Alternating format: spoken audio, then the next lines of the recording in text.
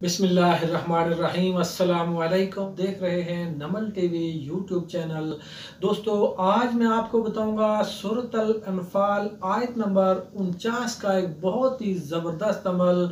दोस्तों, इंशाअल्लाह इस अमल के करने से आपकी रूहानी तरक्की होगी और आपके ऊपर इल्म और हिकमत के दरवाजे खुल जाएंगे। ये एक ऐसा अमल है, इंशाअल्लाह इस अमल के करने से आप एक खुशबू सी महसूस करेंगे, एक अजीब रूहानी खुशबू आप महसूस करेंगे। और उसके अलावा अगर आप चाहते हैं कि आप बुजुर्गाने दीन से मुलाकात करें, अगर आपने ऐसे रिश्तेदार जो इस दुनिया से जा चुके हैं, आप चाहते हैं कि ख्वाब में उनसे मुलाकात हो, तो ये वजीफ़ा इसके लिए बहुत ज़्यादा मुफीद है। बुजुर्गाने दीन और रिश्तेदारों से ख्वाब में मुलाकात के लिए आप इस वजीफ़े को कर सकते हैं। और उसके अलावा इस वजीफ़े से करने से इंशाअल्लाह ताला आपकी दीनी और दुनियावी मुरादें पूरी होंगी, क्योंकि इसमें अल्लाह पाक पर एक तवक्कल किया गया है कि मैं अल्लाह पाक पर ही तवक्कल और उसी पर भरोसा करता हूँ और वो गालिब हिकमत वाला है।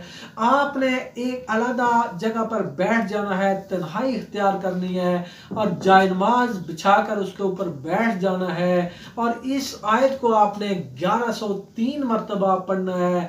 इंशाअल्लाह ताला अगर आप चाहते हैं कि आपका कोई मरहूम रिश्तेदार या कोई ऐसा बुजुर्गाने दीन आप चाहते हैं कि वो आपके ख्वाब में आए, तो इसके लिए आप ये नियत कर लें।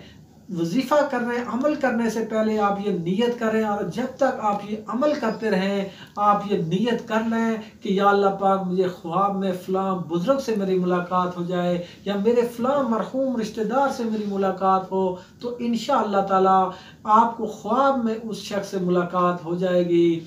आयत ये है, वमन यतवक्कल अलल्लाहि फ़इन्नल्लाह अज़ीज़ुन हकीम।